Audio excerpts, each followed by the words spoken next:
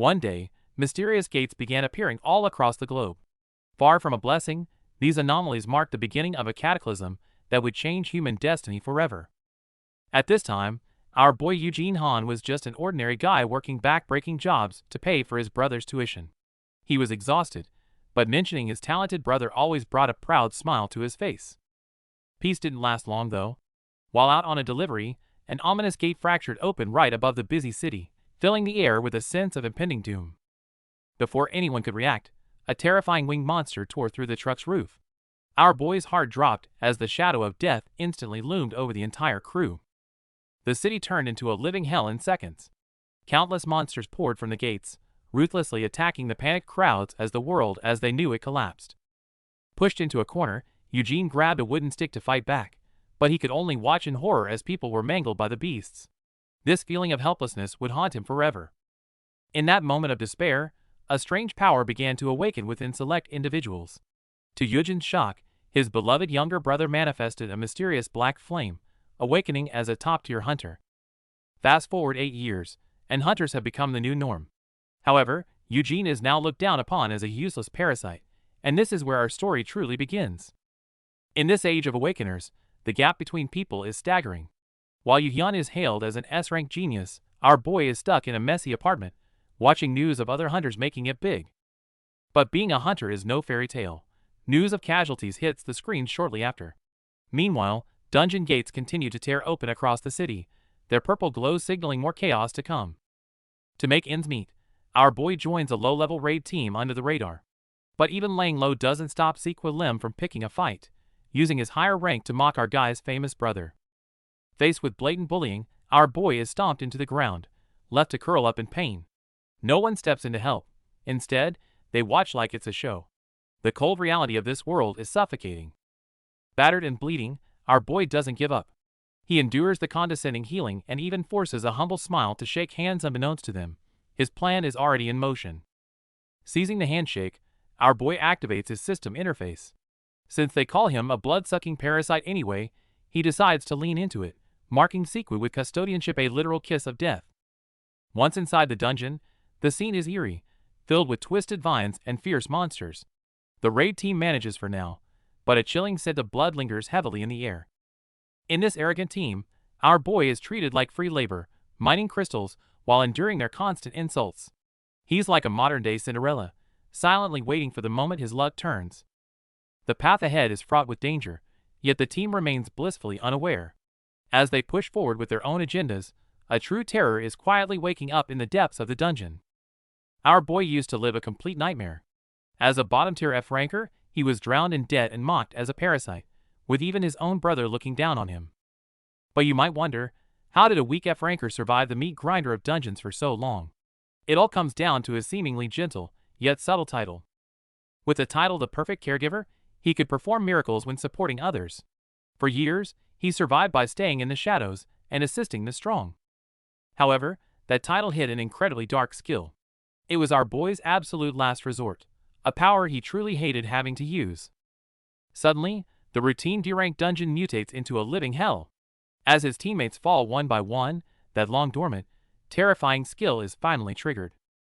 The skill Final Farewell allows him to inherit double the stats of a fallen target. Tragically, it means his allies' deaths become the stairs to his sudden power-up. Amidst the screams, the Tier 1 dragon Rachitas appears. This legendary, invincible beast wipes out the entire raid party in an instant, leaving only despair in its wake. Staring at the nightmare-inducing three-headed dragon, our boy is paralyzed. This wasn't a D-rank raid anymore. It was a one-way trip to the afterlife. To stay alive, he pushes aside his grief and activates his newly inherited, doubled skills. In this life-or-death moment, he must use this blood-stained power to snatch a chance at survival. Facing the brutal monster, our boy is completely powerless. Battered and bruised, he tumbles across the jagged rocks, losing his cane and watching helplessly as his allies risk their lives just to buy him a few more seconds. His crippled legs make escape impossible. Staring into the monster's gaping maw, our boy is consumed by despair. But just as he cries out in terror, a blinding flash and a violent explosion suddenly tear through the battlefield. It's his brother Yuhyun. At the brink of death, he's forced his way into the dungeon to save him. Our boy is stunned as Yuhyun shields him, instantly activating his skills and blurring into a blue streak toward the three-headed beast. Is this the true power of an S-rank hunter? Every one of Yuhyun's strikes ripples with devastating purple energy, moving faster than the eye can follow. Our boy watches in awe at the power he once dreamed of, but could never reach. However, the dragon's breath is as cursed as it is deadly. Even as strong as he is, Yuhyun struggles while trying to protect his brother. His movements slow down, and a red blade pierces his shoulder, leaving our boy paralyzed with fear. Overwhelming guilt washes over our boy. He can't stand seeing his brother suffer for a useless person like him, so he lashes out, trying to push Yuhyun away. Even as Yuhyun scolds him, he can only think one thing: this is all my fault. Despite his brother's despair, Yuhyun refuses to give up. He pushes through the pain, using his own body to shield our boy from the aftershocks. Watching that resolute back, our boy finally breaks down in tears, suffocated by his brother's devotion.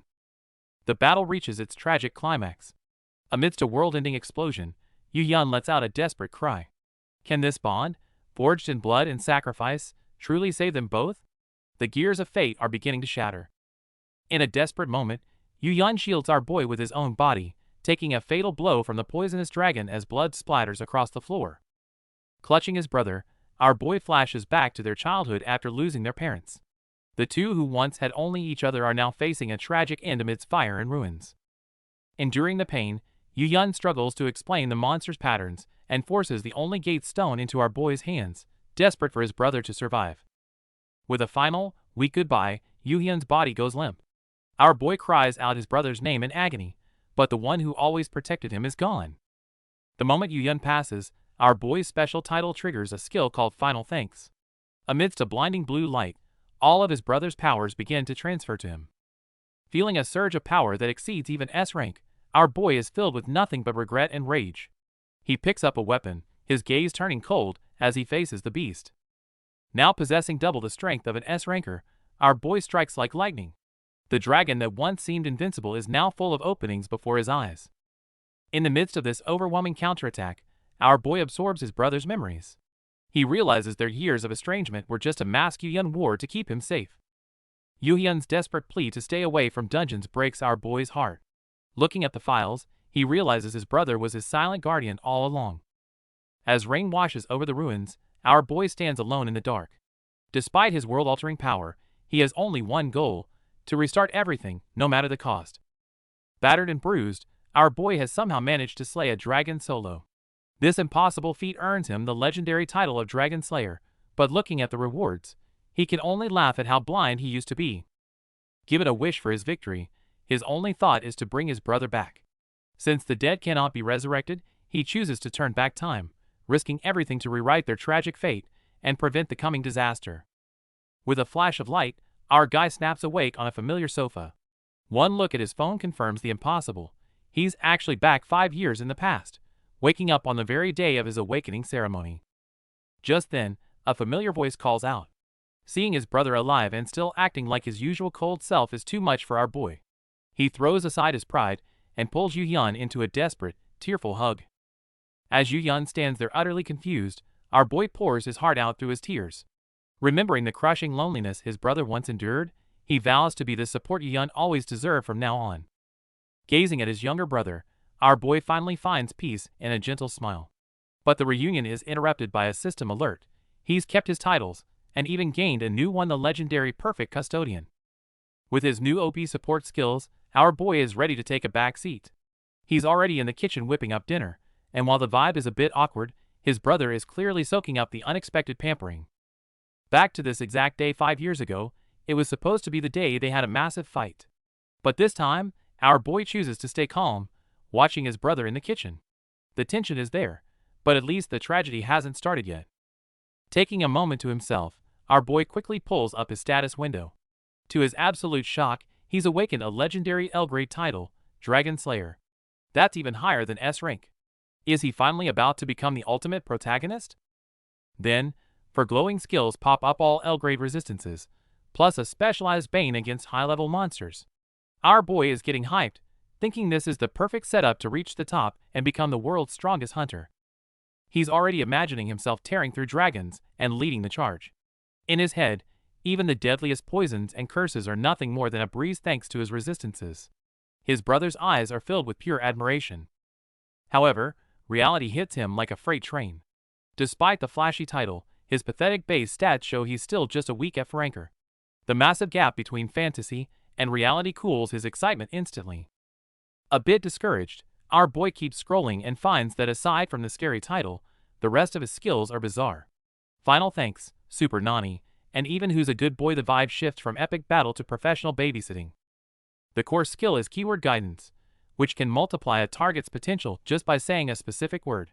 Our boy realizes if he uses this on a group of high rankers, he could build an invincible army of hunters. He starts daydreaming about living a retired tycoon's life, surrounded by the world's strongest hunters and endless riches. If he can just raise his brother and other geniuses, he can rule from the shadows as the ultimate mastermind. But then he sees the actual keyword, and his heart sinks. It's I love you. The thought of professing his love to a bunch of tough hunters makes him want to crawl into a hole. He's genuinely worried he'll be arrested as a creep. While our boy is lost in his existential crisis, Yu-Yun brings over dinner. Looking at the feast and his brother's gentle smile, our boy breaks into a cold sweat. The skill is powerful, but the cost might just be his social survival. While our boy enjoys a quiet meal, the conversation turns to the dark side of the hunter world, like poisoned food. It triggers a painful flashback for him, reminding him of the harsh life he survived. This is the path our boy chose for himself. Over a warm meal, he shares a rare emotional moment with his friend, finding comfort in the kind of companionship he hasn't felt in a long time. The peaceful break ends as his friend heads back to work. Our boy waves him off, promising to clean up and ready to tackle his own plans. However, life is about to throw him a massive curveball. Our boy gets hit with a bombshell. His brother, Yu-Hyun, is putting him under house arrest. Shocked by the sudden lockdown, he realizes his brother's protective instincts have officially gone into overdrive. To make it official, Yu-Hyun has all of our boy's belongings moved into the guild HQ. Trapped by his brother's logic and excessive care, he's left screaming in frustration within his high-rise golden cage. Not one to give up easily, our boy tries to sneak out, but he's immediately caught by the A-rank guard, Kim Sun-han. Standing there like an immovable wall, the guard is clearly not letting anyone pass. Facing an A-rank's terrifying aura, our boy feels like prey in front of a predator. But just as the fear starts to overwhelm him, his legendary resistance skill kicks in, chilling his nerves back to normal. Facing this reckless guy, our boy doesn't back down for a second, grabbing him right back by the collar. He's not just picking a fight, he's using his skill to see if this man is worth his time. Talk about a hidden gem. Our boy discovers the guy has a locked S-rank skill. Desperate to find out how to trigger it, he starts poking and prodding the poor guy's face, leaving him completely baffled.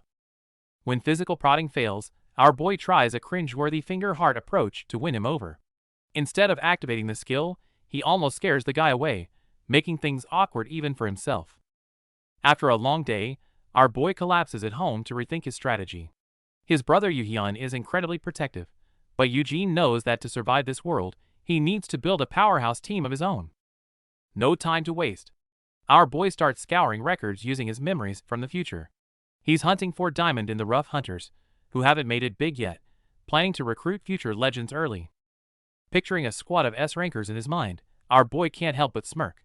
He excitedly tells his brother that he's going out to find his own personal bodyguard and he's aiming for A rank at the very least. To get his overprotective brother to let him out, our boy spins a half-truth about awakening a prediction skill. He plays the humble F-rank card perfectly, trying to ease his brother's constant worry. Knowing Yu-Hyun's weakness, he acts like a helpless F-ranker who just relies on gut feelings, finally managing to secure a bit of freedom to move around on his own. Our boy's ambitions are huge. He's already dreaming of a life surrounded by max-level hunters. Since he's determined to be the ultimate caregiver, the first step is to go out and scout some talent. Suddenly, the top-tier hunter Kim Sun-han appears in the city center. His presence draws shocked gasps from the crowd. While our boy calmly walks behind him, the real show is about to begin. Even though our boy is still technically F-rank, he's not sweating it. With a cool billion from his brother, it's time to gear up and start his legendary pay-to-win journey. He loads up on stat-boosting jewelry and enchanted gloves. His base stats might be low, but high-tier gear makes up for it. Finally, our guy is feeling a bit more battle-ready. Shopping spree over, our boy heads to his next destination. He's on a mission to find the future Ice Witch, Yeren Park, before she officially awakens her powers. The night market is buzzing, and our guy is hunting for his target while snacking on skewers. The food is great, but he can't afford to miss the person who'll change the future. Suddenly, a familiar figure darts past. Before Kim can even blink, our boy shoves his skewers into Kim's hands and sprints after her. That's definitely a young Yeren Park. The girl is fast, and our boy is struggling to keep up.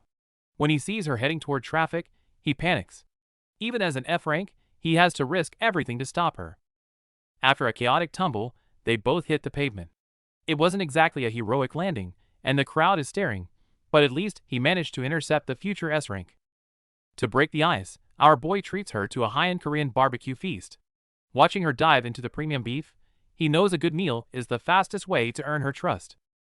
When she tries to leave, our boy drops a white lie about knowing her parents to keep her interested. He then reveals his backing from the Hang Guild, offering her a new life. Our boy is patiently guiding the young genius Yeren through her contract. Looking at that glowing, specially made dungeon parchment, she's completely mesmerized, unaware of how her life is about to change.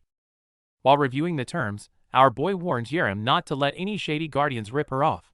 Seeing her emotional reaction, he knows her greedy uncle is going to be a serious problem. Right on cue, that deadbeat uncle storms in and starts getting physical, trying to drag Yeren away.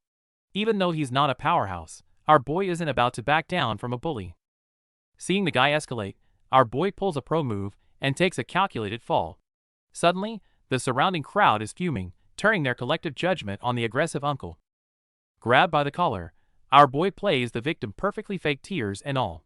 He's got the uncle completely stunned and trapped by public opinion, making any defense look like an excuse. Once he's set the stage, our boy trips the guy and slams his face right into the table. This accidental counterattack leaves the villain hurt, and Yeren absolutely impressed by his cleverness. But just then, disaster strikes. The ground shakes violently, as a massive black monster erupts from the earth. This sudden dungeon break sends the entire street into a state of pure panic. Staring at the destruction, our boy is genuinely shocked.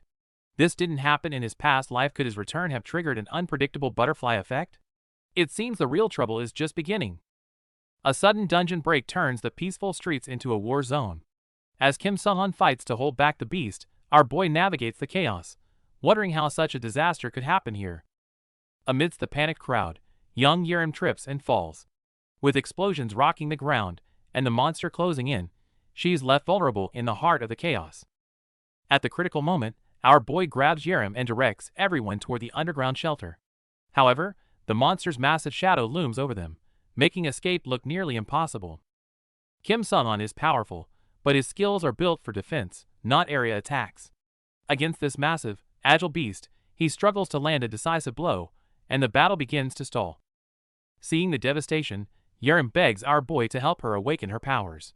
But without a signed contract and fearing the risks, he hesitates, leading to a tense standoff amidst the flames. With no time to lose, our boy dashes toward Kim Sung-han, shouting for him to pivot his shield strategy. It sounds crazy, but in this desperate situation, it might be their only shot. Sung-han unleashes his full power, manifesting a massive runic array that shakes the earth. Instead of just blocking, he uses the shield to forcibly trap the monster in a confined field. With the beast trapped, our boy leaps through the debris. He pulls out the black poison sacks he's been saving, planning to turn that shield into a lethal gas chamber for the monster. Just as he's about to throw the poison, our boy freezes. The space behind the rocks is completely empty. The monster is gone. A sudden, chilling realization washes over him. Our boy is caught off guard by a sudden monster attack in the sewers. While he's being tossed around by tentacles and shouting for Yeren to run, the girl remains surprisingly calm under pressure. Yeren is deeply moved by the way our boy risked his life to protect her. She realizes she doesn't want to be a helpless victim anymore, and decides to become strong enough to stand on her own. Driven by her resolve, Yeren asks our boy to teach her how to fight. Suddenly, a massive surge of icy energy erupts, and the fierce monsters find themselves completely overwhelmed by her latent power. Facing a massive serpent-like monster, Yeren doesn't flinch. Watching her fight with such excitement and confidence, our boy realizes the girl has officially awakened as a formidable S-rank hunter. As the battlefield shifts, our boy activates his Sandals of Hermes skill to navigate the chaos. Amidst shattering golden shields and blinding energy, he struggles to stay afloat in the intense struggle. Just then, the ultimate powerhouse arrives. Our boy's brother, Han, makes a grand entrance, wiping out every threat with a single, massive pillar of fire that completely incinerates the enemy. With the danger gone, Yun scolds his brother out of pure worry. However, our boy stays cool, already introducing the newly awakened Yerim as their guild's latest S-rank recruit to secure their future. Our boy patiently explains the concept of a legal guardian, which essentially means acting as a parent to Yerim. She's completely stunned, having never expected someone to offer more than just financial support. Suddenly, the overprotective younger brother Yun bursts in, flatly refusing to allow it. The atmosphere turns tense instantly, but Yerim stands her ground, hilariously insisting she's actually a very nice girl. In the heat of the argument, Yerim accidentally loses control of her strength and hits our boy. Seeing him in pain and asking to be left alone, Yerim is filled with guilt while the brother panics. Pushing through the pain, our boy sends his meddling brother away to talk to Yerim privately. Despite her grumpy attitude, seeing his persistence causes her defensive walls to start crumbling down. Amidst the rubble, our boy gently kneels to put Yerim's shoe back on, promising to buy her a new pair tomorrow. This simple act of genuine care deeply touches the heart of the lonely girl. Even though Yerim almost takes our boy out again, while swatting a fly, he stays calm. He admits he's doing this because he's been through the same struggles and wants to be the support she needs. His heartfelt words finally break through Yerim's shell. As the system notification pings, she officially responds to the keyword, placing the S-rank genius girl under our boy's dedicated care. Before they can even catch their breath, Yerim's greedy uncle arrives, feigning concern. Behind his fake smile and tears, it's obvious he's only interested in the fortune her new S-rank status can bring. Facing the uncle's threats, our boy reveals he's been recording everything. He doesn't hold back against such trash. While Yerim sees the truth, he secures the evidence needed to strip the man's guardianship for good. Just as the uncle starts his pathetic attempt at a scam, Yerim snaps. Her umbrella glows with chilling energy, unleashing a terrifying pressure that sends the man into a state of pure panic. With a chilling smile, Yerim crushes the umbrella handle like it's nothing. The sheer intensity of her S-rank aura is so overwhelming that it even triggers our boy's resist fear skill. Towering over her pathetic relative, Yerim warns him that he's not worth her time. She makes it clear, if he ever bothers them again, he'll end up just like that mangled umbrella. Once the trash is handled, Yerim turns back into a cheerful girl, looking for praise. But back at home, our boy is in for a shock when his brother, Yun, bursts in early the next morning. Yun demands something immediately, catching our boy off guard. But before a fight can start, the cold S-ranker pulls his brother into a tight, desperate hug, revealing his hidden vulnerability. Feeling his brother tremble, our boy realizes how much Yun has been suppressing his fear for his safety. In this quiet moment, the long-standing wall between the two brothers finally crumbles away. Moving forward with his plans, our boy heads to the training center. While Director Sook handles the paperwork, the young ice witch has been training all night, rapidly adapting to her newfound powers. Stepping into the training hall, our boy watches Yerim dance through a storm of ice crystals. It's clear that under his guidance, the ice witch is evolving into a force that will soon shake the world. Just a moment ago, Yerim was pinned down and unable to move. But the second she activated her skill, she unleashed a devastating stomp that completely shattered the ground. With a massive boom, a surge of blue energy erupted. Under our boy's careful guidance, Yerim's hidden potential was finally becoming a force to be reckoned with. Seeing Yerim's transformation, our boy couldn't help but feel proud. After all, she wasn't just a new S-rank hunter, she was the cornerstone of his grand plan. As they reviewed her skills, our boy decided to keep some of her powers hidden for now. It's always better to keep the world guessing and save an ace for later. The plan worked perfectly, and Yerim soon became the center of a media frenzy. Watching her handle the cameras, our boy kept a watchful eye from the background. Disguised in the crowd, our boy knew that Yerim's fame was only the beginning. The road ahead was long, and he had to be even more calculated in his moves. Suddenly, our boy spotted a new opportunity. He reached out and caught a panicked young man, marking the start of yet another encounter that would change history. While out and about, our boy runs into a discouraged Myungwoo. But the moment he checks his stats, he's floored. This unassuming guy actually possesses the legendary SS rank master of the golden smithy potential. Staring at this unpolished diamond, our guy is already dreaming of the future. He realizes that if he can help Myungwoo unlock this skill, the entire world will be lining up to throw money at them. Seeing Myungwoo's insecurity as an F rank, our boy relates all too well to that sting of rejection. The elite hunters nearby look down on them, unaware that a true genius is standing right there. Noticing Myungwoo's despair, our guy offers a heartfelt pep talk, insisting that he's an incredibly valuable person. Myungwoo, who's never heard such kindness, is instantly moved to tears by the sincere validation. Over cheap coffee, our boy listens as Myungwoo recounts his past struggles with school and poverty. He's lived at the bottom for so long, but in our guy's eyes, those trials are just fuel for greatness. Our guy goes into full hype man mode, boldly declaring that they're both untapped powerhouses. His infectious energy finally brings a smile to Myungwoo's face, planting a new seed of hope in his heart. Then, Director Suk from the Hanging Guild appears with his usual cold, profit-driven attitude, even making dismissive hypothetical remarks about F ranks. Watching this heartless bureaucrat, our boy starts keeping a mental tab. Despite the director's arrogance, Myungwoo has found his resolve. He thanks our boy with a genuine smile, empowered by the simple truth of being valued. The legendary blacksmith's journey has finally begun. While our boy and Myungwoo are walking, a black car screeches to a halt right in front of them. A group of thugs hops out, acting like they're Myungwoo's best buddies while demanding he settle his debts. These guys don't waste any time getting physical, grabbing Myungwoo's things and trying to drag him off.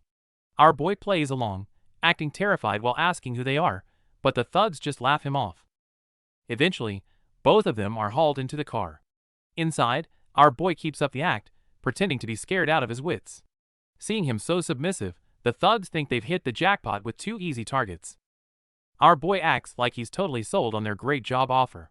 In reality, he knows exactly what's going on. It's a classic mining scam designed to exploit low-rank hunters in dangerous dungeons. The car soon pulls up to a shady hideout. As soon as they enter, our boy is roughed up and shoved to the floor. A quick look around reveals a den filled with empty bottles and weapons. The thugs are ruthless, beating other victims right in front of them before shoving a predatory contract into our boy's face. They want those fingerprints to turn them into permanent slave labor. The scarred boss smugly waves the magical contract, promising them a measly 20% cut. As the villains roar with laughter, our boy acts anxious, but he's likely already planning a little surprise for them. Faced with a contract that shamelessly exploits hunters, our boy rips it to shreds on the spot. Even though breaching it triggers a curse, his boldness leaves the mob boss completely stunned. Before they can react, our boy strikes first with a brutal knee to the gut. He proves that being F-rank doesn't make him a pushover, using his strategic items to dominate the brawl. Seeing they aren't backing down, our boy calmly calls Kim Sung-han. Suddenly, the ground trembles as the A-rank powerhouse bursts onto the scene to handle the situation. An A-ranker's power is truly on another level. Sung-han mows through the crowd effortlessly, incapacitating every thug in the room before taking his place as our boy's shield. It turns out our boy was narrating his location the entire time. A desperate thug tries a sneak attack with a knife, completely unaware of the massive power gap between them. The knife doesn't even leave a scratch on Sung-han's skin. The thugs finally realize they've messed with the wrong monster, and their will to fight evaporates instantly. With the threat gone, our boy picks up the shady documents to give the villains a taste of their own medicine. He offers the boss a 50-year contract that's essentially a life sentence.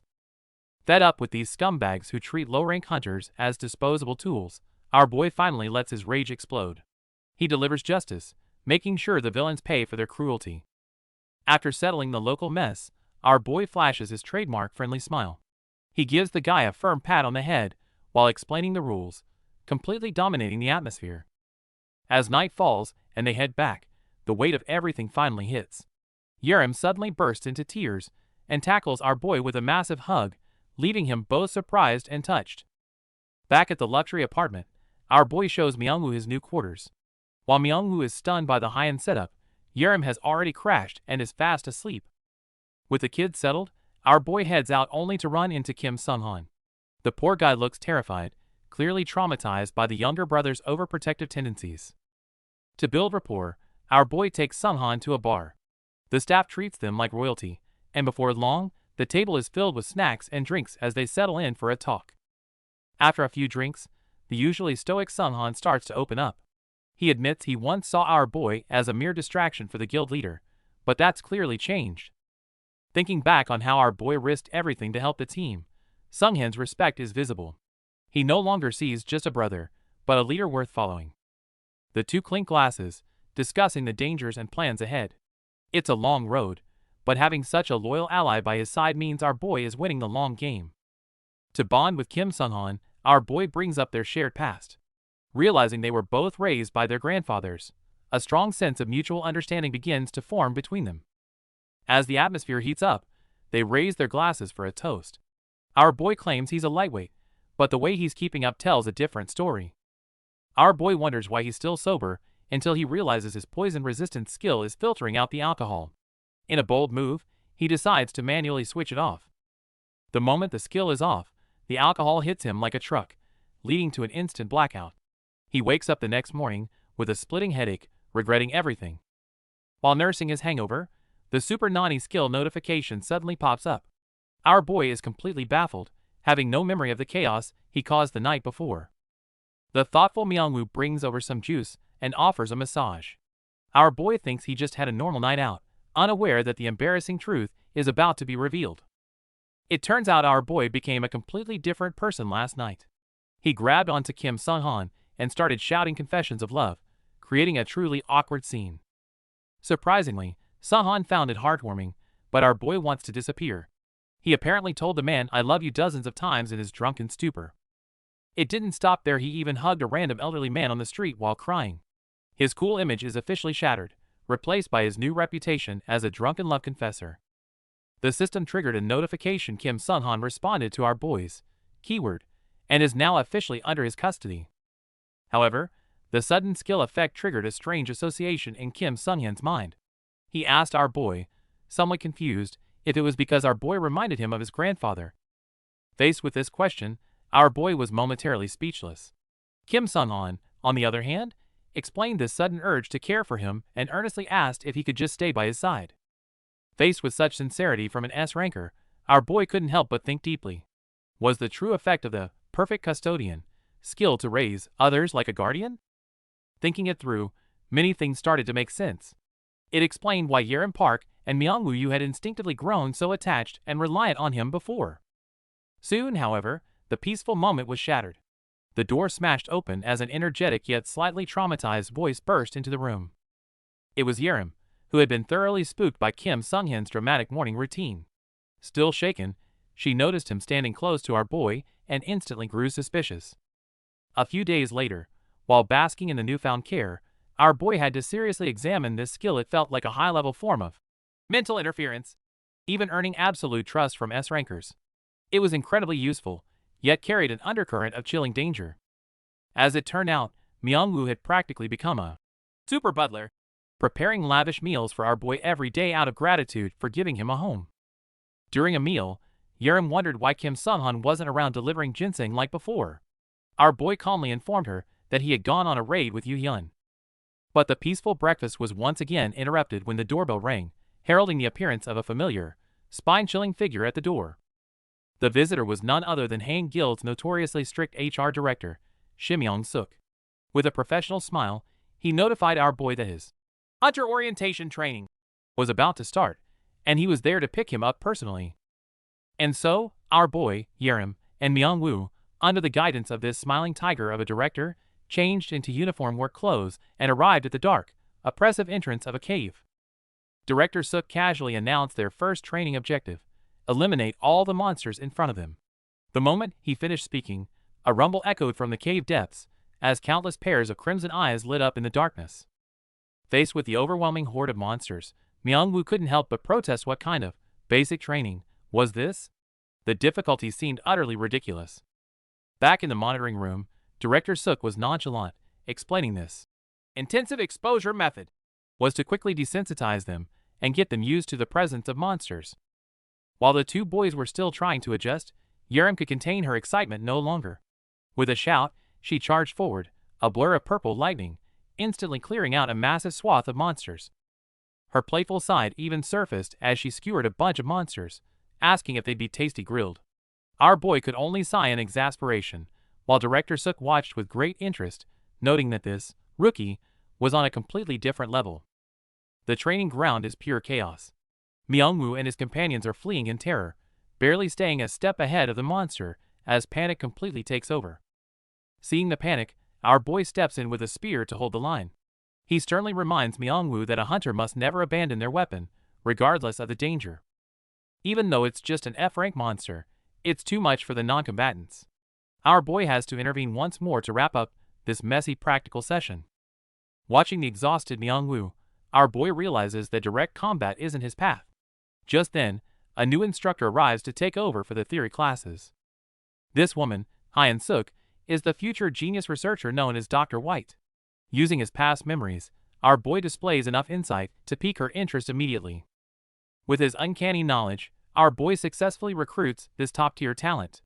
Dr. Suk agrees to stay at Haein Guild for her research, securing a massive asset for the team. Meanwhile, the younger brother Yuhyun is dominating in a dungeon. With his fire immunity, clearing out these mutant monsters is nothing more than a routine warm-up. The narrative shifts back to the early days of the dungeons. Humanity evolved from initial shock and fear to harnessing mana stones as a revolutionary new energy source.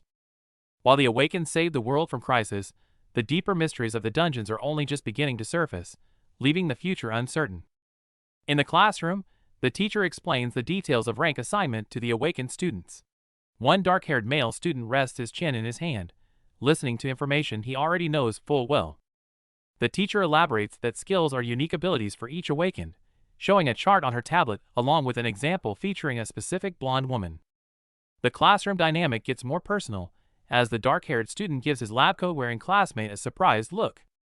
Meanwhile, in another scene, a young man seems to grow tense for some reason, a close-up showing two hands clasping tightly together. The bespectacled female teacher, misunderstanding his knowledge of skill trends, gets extremely excited and showers him with praise, which only makes our boy sweat more. The scene shifts to what seems like a practical session. A purple-haired boy is undergoing a test. A dark-haired boy and a girl named Yerim appear agitated, and the teacher excitedly holds up a red device. The visuals shift to a series of informational displays: World S-Ranker distribution, dungeon materials, and a roaring orange horned monster, hinting at a shift in focus. Sure enough, the scene cuts to an indoor botanical garden or glass facility. Two young men, one looking much like Yuhyun, face as suddenly appearing fierce fire manticores. Yuhyun immediately flares up, ready to attack. At the critical moment, the other young man, our boy, Yuhyun's brother, acts decisively. He pulls out a chain with a glowing blue gemstone, its brilliant flash causing the ferocious fire monster to flinch back. Unfazed, the monster is instead provoked. With a roar, it leaps through the air towards him in a furious attack. Just as the claws are about to strike, Yuhyun counters head-on with a blast of fire. But our boy immediately shouts a reminder: fire attacks are useless against a fire-immune monster. The monster is too fast. It dodges the flames and instead swats Yuhyun squarely on the head, staggering him, much to the shock of the other young man present. That does it for Yuhyun. Furious, he grabs the feisty little monster and tosses it into a nearby glass enclosure to lock it up. But the young fire manticores is incredibly spirited. Even locked up, it doesn't settle down, quickly trying to climb the enclosure's tree trunk to escape. Faced with this troublesome trophy, Yuhyun's approach is direct. If it can't be tamed, and to prevent it from falling into a rival's hands, it should simply be eliminated. The suggestion to kill it sends a chill through our boy. Consulting his memories of the future, he's certain no one ever managed to tame a monster this powerful. Yet, looking at this vibrant young beast and his own unused keyword ability, a bold idea begins to take root. He doesn't argue with his brother right away. Instead, he first asks about mounts in other guilds. After confirming that high-tier mounts are exceedingly rare, he turns, a meaningful smile appearing on his face. Meanwhile, a narration explains that after monsters became reality, those that could be mounted became highly coveted strategic assets for all major powers. The visuals depict powerful hunters riding fierce mounts into battle. This only strengthens our boy's resolve. He will create his own unique legend. To tame this Hellfire lioness named Peace, our boy Eugene Han reveals his ultimate plan as the perfect caretaker. Not only can it resist fire, but its potential far surpasses all known monsters. Once successful, he'll be able to gift his brother Yuhyun an unrivaled mount. Getting right to work, our guy immediately begins the preparations. Confronted by Peace's aggressive posture, he confidently reveals the first taming secret: food. He prepares a special monster meat food bowl, explaining that this little furball's diet is far from ordinary. However, once they tally up the bill, everyone is stunned. Even just one meal a day would cost 300 million won a month, and over 3.6 billion a year. The astronomical upkeep cost makes even his powerful brother sweat a little. Undeterred by the cost, our guy cheerfully moves to the next step, interactive play. He slides the glass door open, exclaiming, "I love you!" His new keyword. Peace seems to sense the goodwill and comes bounding over. Next up is a classic game of fetch. Our boy claims he has plenty of part-time pet-sitting experience, and that animals love this. He decisively whips the toy, ready to send it soaring into the air. But the next second, it's him who takes off. Peace chomps down on the other end of the rope and sends him spinning like a yo-yo, causing his brother to shout in alarm. This move proves effective. Peace initially snarls at the gem, but after a cautious sniff, it's captivated by the concentrated magical aura, its hostility shifting to curiosity. Seizing the opportunity, our guy kneels and gently offers the gem. Peace accepts the tribute, then happily snuggles and rolls in his arms, even emitting a cute meow. It's a moment that melts Eugene's heart. With the taming complete, Eugene plans to take Peace back to his dorm at the Hunter Academy to raise. This instantly causes a subtle, complex shift in his brother Yuhyun's expression. Yuhyun falls silent, clearly disappointed at his brother moving out and the prospect of not seeing him every day. Myungwoo picks up on this and privately points it out to Eugene, explaining that his brother values family bonds more than anyone. It finally dawns on our guy. He proactively invites his brother, promising to move back in after finishing his basic training and planning a proper grown-up drinking session together. A relieved, genuine smile finally returns to Yuhyun's face. However, the brief moment of peace is cut short. In that instant, a massive blue portal materializes in the city sky. Police sirens wail and panic erupts in the crowd. In the distance, several heavily armed hunters point in shock and confusion, their expressions a mix of disbelief and alarm. A reporter stops our boy and his brother, eagerly asking them to pose for a promotional photo, and even offering his microphone for an interview right there on the street. Facing the camera, the two brothers cooperate by striking poses for the photo, which even showcases their future guildmate, Myungwoo, practicing his legendary forging skills in another shot. Later, preparing for their upcoming dungeon dive, they visit their own guild's armory. Faced with rows of shiny weapons available for free borrowing, the younger brother can barely contain his excitement. However, they soon learn that while the weapons are free to borrow, the potions are only complimentary for registered guild members, a rule that dampens the younger brother's enthusiasm a bit. Just then, the same reporter approaches again, pressing them for comments on their outlook as new recruits of a top-tier guild. Our boy maintains a polite smile, while likely already planning his exit strategy. Thankfully, the dungeon portal manifests in the sky right on time. The younger brother steps in, swiftly dismisses the persistent reporter, and urges his brother to get ready. Meanwhile, the forger in their party gives a thoughtful glance to the enormous side-like weapon. Before entering the dungeon, our boy shows his party a precious teleportation stone, explaining it's their lifeline for emergencies. He reminds them, with all seriousness, that this is an extremely rare and valuable item for a last resort. Inside the dungeon, they are greeted by the breathtaking sight of giant, glowing crystal spires. Yerem and the others, seeing an S-rank dungeon for the first time, can't help but gasp in awe. To secure their surroundings, our boy acts without hesitation. He draws his blade and executes a swift, devastating slash. A trail of brilliant purple energy carves a deep fissure into the ground, instantly clearing a wide swath of the area. Faced with this mishap that stemmed from a lack of wide area attack skills, our boy calmly explains that the first priority in any dungeon is to eliminate potential threats. As for the method, the end result is what truly matters. Next, our boy summons the skill selection interface visible only to him. Using his unique, perfect caretaker ability, he begins to search for the optimal area of effect skill for the Ice Witch, Yerem Park. He encourages Yerem, expressing his confidence that she will soon master a powerful area skill and level up quickly. This goal is not only to strengthen her, but also to boost the overall efficiency of the entire team.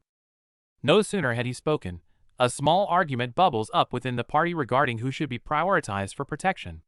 Yerem confidently declares she can protect her brother, but this statement immediately draws playful attacks from the others. Watching the heated argument and his brother's stubborn face, our boy is filled with emotion. In his past life, these conflicts were like a wall they could never climb. Amidst the explosions and flickering flames, memories of a tragic past resurface. This time, our boy is determined to use his own strength to rewrite their destiny. While we're busy rebuilding, mysterious watchers have set their sights on the glowing spire. It seems they've finally caught wind of the man who turned back time. Back in the dungeon, our boy is effortlessly taking down monsters. To a seasoned regressor like him, their weaknesses are obvious and easily exploited. Our boy patiently guides Myungwoo, carefully weakening the monsters to their last breath. This kind of handheld leveling provides an incredible sense of security. Hard work pays off as Myungwoo finally hits level 10. Seeing that SS rank blacksmith skill unlock, our boy knows he's just secured the ultimate support. But before they can celebrate, disaster strikes. A sudden surge of killing intent locks onto them, as a boss monster launches a surprise attack. Who would have thought a tiny D-rank dungeon would spawn a boss like this? This massive, horned beast is leaking an aura way beyond the original difficulty level, catching everyone off guard. Just when they thought it was over, the exit gate failed to appear. It turns out the real nightmare was just starting. With a piercing screech, a massive bird engulfed in flame swoops down. Staring down an A-rank caliber threat, our boy is definitely feeling the pressure, but he forces himself to stay focused. Gripping a mana stone, he quickly analyzes the situation to find a way out. This beast is the Gold Beak Mia, a fire attribute aerial predator. Its beak is its deadliest weapon, capable of piercing through almost anything in this open battlefield. In the heat of the moment, our boy calls the shots, telling Yerim to deploy her Frosty Sai. As massive ice crystals surge upward, they finally manage to block the raging flames. With the defense holding steady, our boy signals Yuyun to target the monster's head. As the team's ace, Yuyun transforms into a streak of fire and rockets toward the sky. Utilizing his high flame resistance, Yuyun moves effortlessly through the inferno. He calmly locks onto his target, preparing to deliver a decisive blow at point-blank range. In a single, blinding flash, Yuyun's blade cleaves right through the monster's wings. The crippled bird screams in pain before crashing into the earth with a bone-shaking thud. Looking at the massive crater, our boy remains on high alert. He wonders why Yuyun hasn't used his signature skill yet. Perhaps it's restricted in a lower-ranked dungeon like this. Panic is still in the air as the team screams in chaos. But then, a brilliant blue light erupts. With the Blue Willow's skill finally finding its mark, this frantic battle finally draws to a close. The battlefield is in total chaos. Our boy thinks on his feet, using glowing blue leaves as stepping stones to launch a surprise aerial assault that completely catches his enemies off guard. Facing a wall of flames, our guy pushes through with sheer determination. He tanks the heat as a massive energy beam descends, dealing a devastating blow to his powerful opponent. A massive explosion levels the entire area, sending shockwaves that flip everything upside down. In this life-or-death moment, protecting his comrades is the only way to survive the carnage. As the dust settles, our boy stands weary but victorious. Yuyun rushes to his side in a panic, only finding relief once he sees that his brother is safe, despite the scratches. The others are left speechless by his brilliant tactics, yet our guy is just beaming with joy. Seeing him so genuinely happy after such a brutal fight leaves the elite hunters completely stunned. The post-battle exhaustion hits hard, leaving our boy barely able to stand. With his teammates' support, the weary hero is finally able to withdraw and head back for some much-needed recovery. Back at the apartment, our boy is greeted by the comforts of home and an over-enthusiastic peace. Despite the rough tackle hug, he finally relaxes and collapses onto the floor in peace. But peace is short-lived as our guy begins to reflect on the dungeon's anomalies. He can't help but wonder if his time travel has unintentionally triggered some dangerous new variables in this world. Our boy is venting his frustration at the system's lack of clarity. But just as he's complaining, a mysterious new interface suddenly flickers to life before him. Staring at the new custody interface, our boy is left speechless. 50 blank slots? It looks like the system is setting him up to be a full-time guardian. With the new skill unlocked, it's time to train. Under the influence of the breeder skill, Little Peace is growing rapidly, doubling in size in just 2 days. While marveling at the power of this S-rank skill, our boy realizes that his ability to tame top-tier monsters alone would cause an absolute stir among the major guilds. But training is exhausting work. Even as a juvenile, Peace is a handful, leaving our boy's gear in shambles, and him completely wiped out on the floor. Suddenly, Director Sook appears. The man who was once so arrogant has done a complete 180, approaching our boy with applause and a respectful bow. Director Sook's sudden fanatical energy is terrifying. He's so desperate to recruit our boy that his enthusiastic embrace is practically choking him out. At the negotiating table, our boy stays cool, surprising everyone by asking to join as general staff instead of a hunter. While casually petting a docile piece, he lays down his terms, leaving Director Sook completely baffled by his unconventional approach. Our boy knows he's now the goose that lays golden eggs, and every guild wants a piece. To survive among these titans, he skillfully uses peace as leverage, trading exclusive rights for the guild's full protection and securing his own safety. Director Sook tries to sneakily record Peace's training for promotion, but nothing gets past our boy. Though he catches the director's little scheme, he just smiles and lets it slide, knowing that his high-stakes gamble has only just begun. The world is finally noticing the F-class brother who lived in the shadows. Director Sook realizes that our boy's unique skills have made him the center of a storm, bringing him both unprecedented perks and dangerous hidden threats. As news of Peace and the mysterious Razor spreads, S-class guild masters are taking notice.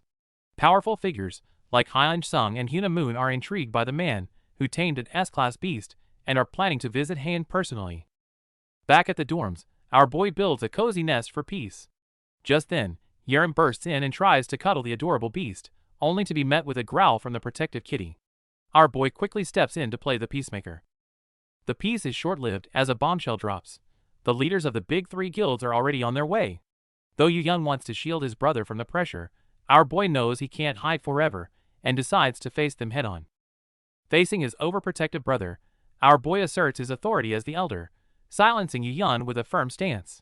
For the guild's future, he chooses to meet these legendary S-class figures personally. A high-level showdown is about to begin. Surrounded by guild leaders, our boy is breaking a sweat as his resist fear skill works overtime. Suddenly, one of the officials asks to see his hand, clearly trying to use a skill to probe his secrets.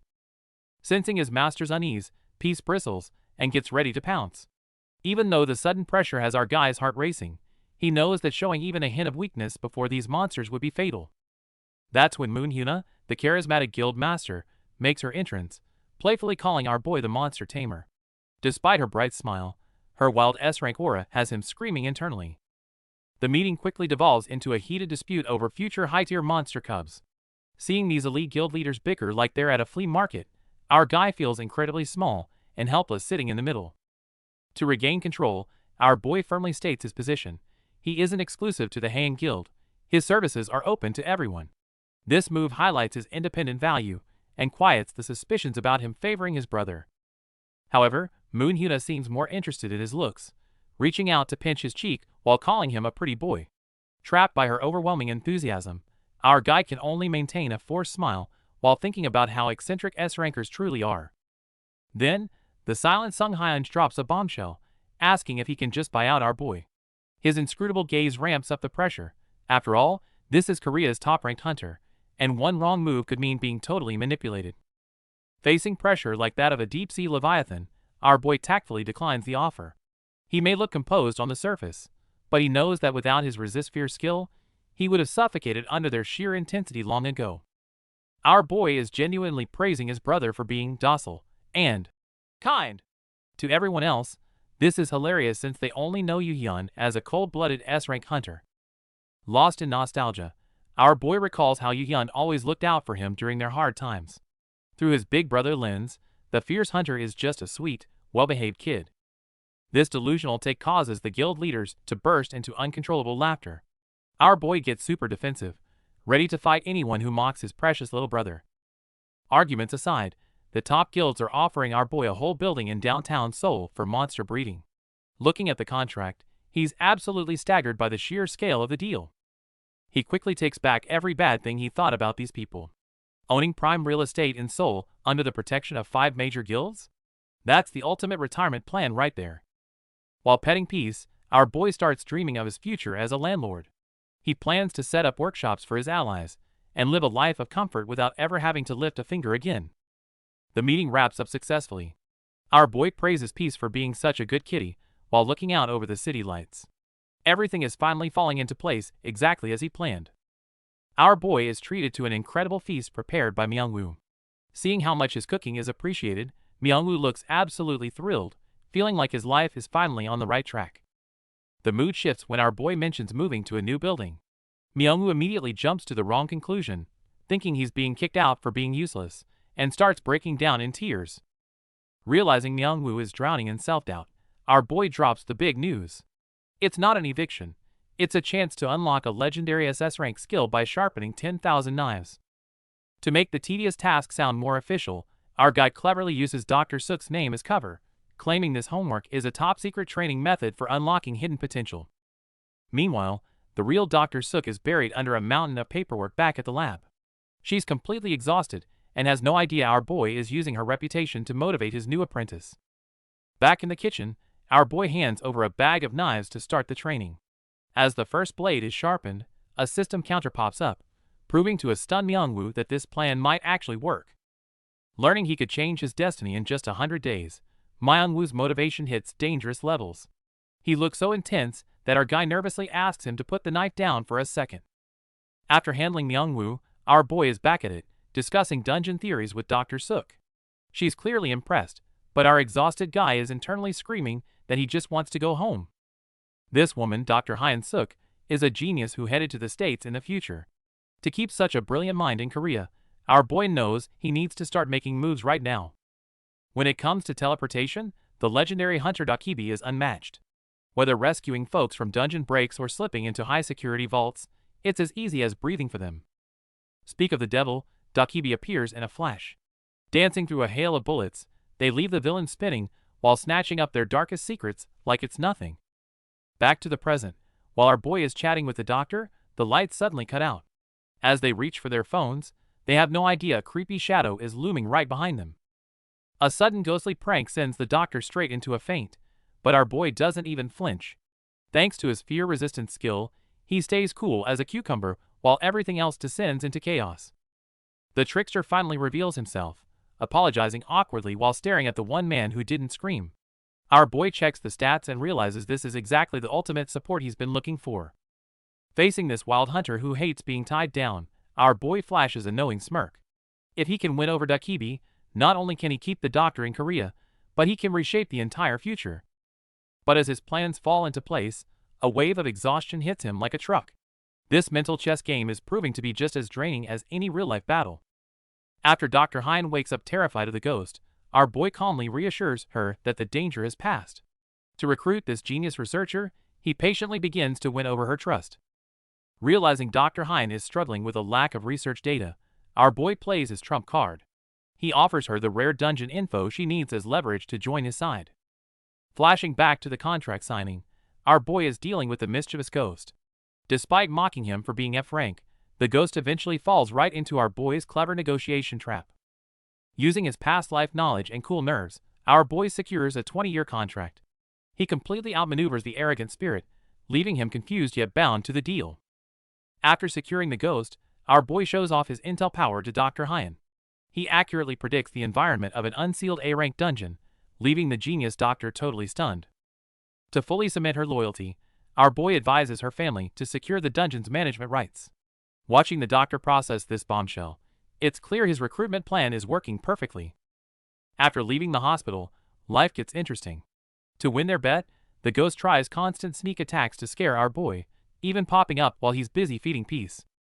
However, with his top-tier fear-resistant skill, these horror movie tactics fail miserably. Whether it's claws from the floor or heads in the fridge, our boy barely even blinks.